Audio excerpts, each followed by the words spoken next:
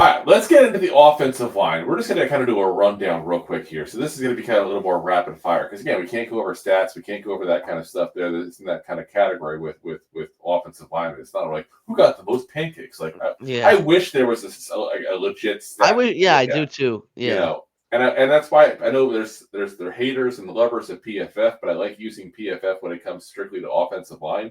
I also like them for corners as well, things that you can't see with stats. So you got Andrew Thomas first, obviously, the absolute beast of the offensive line when he's healthy, but he's never healthy. I don't even know what to think of him at this point. Like that, this is not a small injury he's coming back from. People are just like, oh, he's going to get healthy at one point, like maybe 1 or 2 weeks into the season, if worst case scenario, and he'll be perfectly fine. This is a big goddamn injury he's coming back from. He wasn't even named a captain. I think they're really trying to say, like, prove that you can stay healthy and be with this team, play, like actually be on the field with this team till we give you that captain role because they gave it to Slayton and Russ on offense. So he really just needs to stay healthy and, he could be one of the best tacklers in the league like we've seen, but he just needs to stay healthy. And I can't even guarantee you if he comes back like that he's going to go ahead and be the old Andrew Thomas. Yeah, it might take time, a few weeks even. Yeah. He might never be back the same. So it's a big question mark. And shout out Deb Ellis. I see Deb's out of here. Appreciate Deb. Jon Runyan Jr. And listen, we were never high on him when we signed him. But Rob and I are both like, what, really? You're overpaying for a guy. It was an okay signing and it was overpaid. So it was a desperation move. That's what it was. Let's be honest. It was like, and I heard that news like I think it was like a few minutes after Saquon went to the Eagles, so I was already not happy. Oh, there's Rob again. Nice of you to join us. Yeah, sorry. Listen, what really happened is if you can't tell by his shirt, he went right off for a drink real quick at the Margaritaville, came back. Welcome to Miami. Miami is not Margaritaville. That's Pitbullville. Totally different vibe. The Keys. That's where Jimmy Buffett goes. The Keys. Well, when he was alive. Anyway, so I'm not a fan of Jon Runyan Jr. I don't think he's necessarily as bad as he was last year. He dealt with his first injury in his career last year. Obviously, tried to play through it, just wasn't able to do it. He's an okay guard. That's all I got him. He's okay. When they signed him, one of the big things I looked at, I don't think he missed a game coming into the season with the Giants. So I was like, oh, he can stay healthy. That's something we haven't seen from our offensive line in a while. And he got hurt. So first year with the Giants. What does he do? He's hurt. Yeah. So good old MetLife for you. Oh yeah.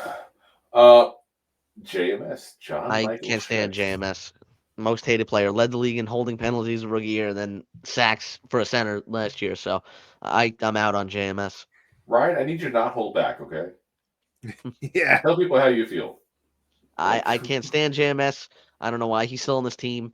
We should have. I know why he's still on this team actually because there's no other options we have. But honestly, no. Start Austin Schlottmann. We actually said, oh god, we actually said that's why we think Schlottmann made the team actually because he's the only other legit center. Honestly, Greg Van Roten. I know he's a guard. But if Neal worked out, we could have shifted him to center possibly, and we would have had a good shift there. But Neal isn't working out. Yeah. Now, I'm willing to give JMS the beginning of the season to see what he can do. I mean, at this point. Because we talked about the injury thing. He's had the injury bug both years. Yeah. And he's, again, a guy who's played through injuries. His rookie year, he looked better in the beginning, and then as he got more and more hurt, it got worse and worse. He's still dealing with the injury from his rookie year and his second year. Yeah. So I'm willing to give it a chance. Yeah. I had such high hopes coming out of college with him. So I'm willing to give him the chance. But this is the third strike, and this is the last one. Like, if you suck this year, you're done. Yeah. Yeah, I'm right there with you, Drew. A lot of Giants fans are in Florida. Touche. A lot of Giants fans are very rough on him because we haven't had a good center in a very long time. And we went out, we spent some good capital of the draft. We're so excited. And JMS comes out college, like bad offensive line. He's playing decent for like what it is being a freshman out there. Doesn't talk about injury. Like we don't really know about injury. And like you see the decline. but he still plays through. So he's got the heart to play through it. And it's just like he just He doesn't harder have to the skill. regain. He's got heart, the weakest power of all the Captain Planeteers. Listen, are you Planeteer? Hey, get out of here. No, but the power is yours. but there hasn't been. Ryan's like, what the hell is this show even? Do you even know what that show is, Ryan? No. I didn't think so. I'm going along with it. I'm going along. Go with it. Listen. Look up Captain Planet. It was like big in the early '90s. Once the show ends, I'll watch it. I actually watched College Humor with Michael Schmitz. I was about to say the Don Cheadle version afterwards. You have to Cheadle. watch. Yeah, Don Cheadle made a version of it afterwards. College Humor. It was hilarious, but it's basically this cartoon show supposed to teach kids to care about the planet and stuff like that. And for some reason, we all got into it as kids. Yeah, it's an environmentalist show in the early '90s. Bunch of hippies. Superhero. I've never heard of it. But yeah, you're probably better off. But still, we're going to tell you to watch it anyway, so you can enjoy the chaos and BS that is that. Basically, think of it like if Power Rangers was a bunch of hippies. Like the kids all came together with their rings, and one had heart, one had water, one had earth, or whatever, and then they'd shoot their rings up, and together it would make Captain Planet. Yeah. It was ridiculous. Anyway. Anyway, so you see a steady decline from JMS, and there's a lot of things. Decline. I saw okay to start, and then poop since. That's still a decline. No, but I mean, like, I'm not if saying you're shit. If you're shit and you turn diarrhea, that's still a decline. Like, I'm seeing you get worse and worse. I'm not seeing that. I saw a step down, and then a steady stream of crap ever since. That's still a slant. No, there's no slant. He's leveled off. He's leveled off at poop. So if he sucks, is the way to put it. Off, and if it's level, it goes nowhere. I like we're analyzing the amount of shit that we have to deal with the JMS. Let's move on. Greg Van Roten, the unsung hero of last year's offensive line, playing every single game, playing decent. And again, he came here from Carmen Brasillo being over in Las Vegas, the Raiders and all. He's a little older, a little long in the tooth. Let's be honest, we didn't really want to have him as a starter. We were hoping, like you said earlier there, Ryan, we wanted Evan Neal to kind of take that spot, but we should have known better because talk about JMS being pure poop, and that's pretty much what Evan Neal is. So it's diarrhea. He couldn't do it. He couldn't do it. So Greg Van Roten starts again. I'm okay with it. He's a solid guy. Good veteran presence. That's really all there is. It's hard to get excited, hard to get upset. He'll do the job. He'll do the job. Yeah, exactly. Maybe a little less, but he'll just get the job done. Exactly. Jermaine Eluemunor. Oh, both of them just had babies as well. Not together, but Jermaine Eluemunor and Greg Van Roten. No, that doesn't mix. But Jermaine Eluemunor had his own child, and Greg Van Roten had his own child. Wait, their respective wives. From each. Yeah. With their respective wives. I don't want to answer. How does this work? Someone explain the person piece. It doesn't. With their Is it like the movie wives. Junior? I want to have my baby. Wait, they have respective wives? How do you get a respective wife? Wives are usually very disrespectful. Jace knows which one birthed the child. It would probably be Roten. If anything, it'd be Roten. Okay, there we go. So anyway, Jermaine Eluemunor, right tackle. Listen, this is the guy who was probably the saving grace, I think, of a lot of our offensive line last year. Like, did really good at right tackle. We've tried like 10 other people at left tackle. They finally moved him over to left tackle, which when we said in the beginning, Rob and I both were like, just move Eluemunor over. He can play both sides. And they finally did, and he played a decent left tackle. Wasn't, I mean, again, same as Greg Van Roten. Wasn't amazing, but was serviceable, was good, and compared to what we had with the Chris Hudsons of the world and all, that was very good for us at that point. Yeah, no, I'm happy with what Eluemunor. Listen, he was the guy in the 1920s that went up a steel mill with his lunchbox, sat down, ate a sandwich, and went to work. The 1920s, he says. Wow. Pretty good contract for him too. So I'm not. Yeah, we should extend him right now. I'm sorry. We should extend. We should have already extended him. Yeah. Point blank. Yeah, no, I like Eluemunor. All right, now we get to the poop section of the program. James Hudson III. I'm still trying to figure out this contract. 2 years, $12 million for somebody who absolutely sucked in Cleveland and absolutely has sucked so far here. I don't want to see this kid on the field whatsoever. I'm sorry. I want nothing to do with him. He has that Relief. I mean, yeah, I mean, I've heard through camp that he was holding his own at first, and now, through the preseason, it hasn't looked as good as what people were saying. But he just starts fights for no reason too, which is kind of what you need sometimes at camp and in practice. But Yep. you got to at least have pretty good play to back it up, and he's kind of just a guy who's there pushing everyone around. Yeah, until it actually has to come a game time, and then he can't get his hands on somebody. Yeah, That's the problem. he doesn't fight with the opposing team. He doesn't fight with the opposing team. Exactly. And the second half of the poop section here, Evan Neal, who quite frankly, I've just given up on at this point. I started to gain somewhat hope back through camp, and then I was like, wait till the pads come on and they start playing more through the preseason. He missed the first preseason game, and he's looked bad as he's played. So I have no more hope with him. Listen, they moved him in. There was Drew and I said it. Glimmer of hope. I mean, really that. A smidge. Yeah, not even. A glimmer is too much. But we've said, put him on the inside. Put him on the inside. It's hard to get around a guy on the inside. Yep. Put him on the inside. Should have happened It's not that earlier. hard. But so I was watching him in practicing, and everything. Yeah. I was like, yeah, He's just not good, guys. I don't Let's call feel, it what it is. Yeah, He's a bust. for a big guy, he's a giant teddy bear, and I don't feel confident with the pads on. And the pads came on, and he should have been moved to guard earlier. Yes, he should. They didn't do it. Yeah, you're not wrong.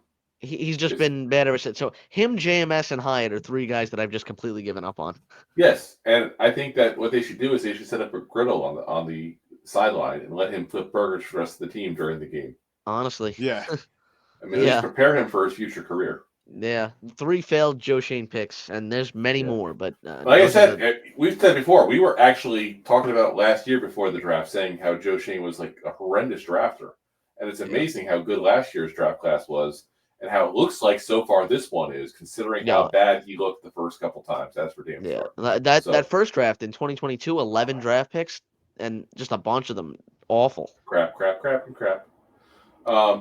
So let's talk about one of the good ones here. We like Marcus Mbow, who Rob and I liked him coming out. We said we thought he had like a kind of a red shirt year there, get him up to snuff weight wise, let him build up and learn a little bit there, and next year be kind of his year. Yeah, he looked good in preseason, guys. And I'm sorry, and I saw the comment here. I think Jay Snow is the one who said it there. Here we go. Mbow looks better than Hudson. Damn straight. If Andrew Thomas can't go, we're still not sure Andrew Thomas will be ready to go for week 1. If he can't go, point blank, Mbow should be out there. I don't think he will be, though. No. I think they're going to go with the veteran. And I know, they which shouldn't. is crazy. But that is what they would do. But I mean, Mbows looked very impressive through the preseason so far. And I know it's, backups, but even the Bills' first team defense, he was actually playing pretty well against. But, and he's played both left and right tackle. Yeah, no, he was better at right tackle, if I'm not mistaken, from what I remember seeing. Yeah. And that's why if Andrew Thomas can't go, I'd actually like to have him at right tackle and put a little more of a left tackle. Yeah, and I'm fine with that. Yeah. But yeah. I agree. And I understand why you would put Hudson first. You want to put the veteran in there. You don't want to ruin the confidence of Mbow, who's just coming out, and he's looking very promising. Mbow knows confidence. I can see them going just in the middle at halftime. At halftime, Hudson sucks, and they put Mbow in. Yeah. Ryan knows that reference. Bo Jackson is well known. Yeah. Bo knows. You made me look at my show sure now. I was barely old enough to know who Bo knows. That's what they said always. Bo knows. Bo knows. I don't know why. I don't know what Bo knows exactly and why that was the phrase back then. I was like diapers at that point, and I'm old, so it is what it is. But yeah, Bo point blank should be starting if Andrew Thomas can't start. But I have a feeling Hudson's going to be coming out anyway. And then this is why we have Manhurst, because Manhurst is going to have to basically shadow him in the shadow nose. Yep. Joshua Ezeudu, who's starting off Eagles injured, but we still have him on the roster, so we got to talk about him. On the IR. They still have him as a tackle, by the way, the depth chart. That's the scary part. Can we just move this kid to guard like he was supposed to be? Like, I feel like we need to let him go elsewhere so they can put him in his proper position. I don't know. What if the Giants trying to force this kid to be a tackle? He is a goddamn guard. Yeah. And he's looked impressive at guard through the summer. So, yeah. I still don't, I'm not saying he's going to be good. I still got to see it in the regular season, but there was hope, and now he got injured. So, I don't have much to say on his. I didn't have any hope when we drafted him. I was like, really? No, this is not the right move. Yeah. So I'm okay with him being on the roster here for the year. I think he, put him at guard, hopefully not tackle, and hopefully we don't ever need to see him. But if we can, at least he's got some experience. He's played alongside a lot of these guys, last year as well. So it could be worse. Yep. But some of this backup offensive line definitely needs to be upgraded next year, for damn sure. Yeah. Yeah. If you're looking at backup, if you're looking at backup, and especially if you put him on the inside, you're looking like Ezeudu's like someone's they're the Swiss Army knife, the one that you get that's very dull, it's not sharp, and isn't really good, but could fill out a lot of positions if you need be. Yeah. He's a backup role. Yep. Aaron Stinnie, the guy who is, a lunch pail guy. That to me is a lunch pail guy. Like, he's a boring player. Let's be honest. Like, he's not literally a mauler, a backup. He's not a crazy guy, but he is just a guy that sits there. He's ready to go if you need him. Depth plays decent. Doesn't play great. Doesn't play horrible. We know he can be part of a winning team. He's won a Super Bowl when he had to go start with the Bucs a couple of years ago. Decent run blocker at times as well. So listen, I can't hate it. I like having Stinnie. I'm glad he's on there. Yeah. Yeah, fair. The last guy, Austin Schlottmann. Sloppy Joes. Super sloppy. Put him at center. That's what I was saying before. He only made this roster because he can play center. That's what I really think. He played a couple years ago with the Vikings, was a starting center when Bradbury was out. Did a decent job there. That's 100% why he made this roster. He does play guard as well. It is what it is. They just wanted to have a guy that actually is a true center, I think, because, again, like we said, do we trust anybody to play guard, to move Greg Van Roten over to center? And I'll tell you point blank, the guy who actually, if you have to make that move, I'd want is Mbow. Move him over to the right guard because he can play the position. Yeah. But I don't know if you want to keep going as swappies and going guard, tackle, left, right, all this stuff that they're doing with them, and potentially not develop him truly at one particular position. But I think he'd be good if we got to do that scenario. But if that doesn't work out that way, Schlottmann will probably be the guy. Yeah, and they kept him over a few other guys like Kubas and Morrissey. So, thank God. Yeah, and he can be that center. He can be that center if JMS fails again or fails at the beginning of the year or just does what he's been doing. Yep, exactly. So, thanks for watching. Like the show? Of course you do, or you would have turned it off by now and not be hearing me. There are plenty of ways to support the show. YouTube is the best place to join us, and we offer memberships there with fun benefits like custom emojis and early access to video clips. Of course, there you can also send super chats and stickers to send one-time support payments. The best way to support the show is to buy these drunk idiots beers at buymeacoffee.com/2giantgoofballs. Along with one-time support payments, there are also monthly plans, so you can continue to help kill their livers each month. You can also show people that you are a goofball by visiting our store at 2giantgoofballs-shop.fourthwall.com.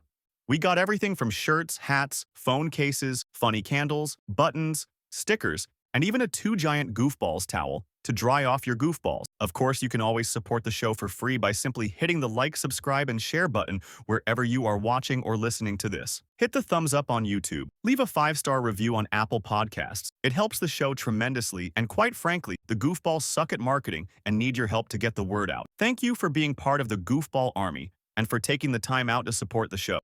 If you like that clip, then you will love the full episodes too. Find us on your favorite podcast app and look for us on all your favorite social media platforms. Thanks so much. Please, I'm begging you. Please subscribe.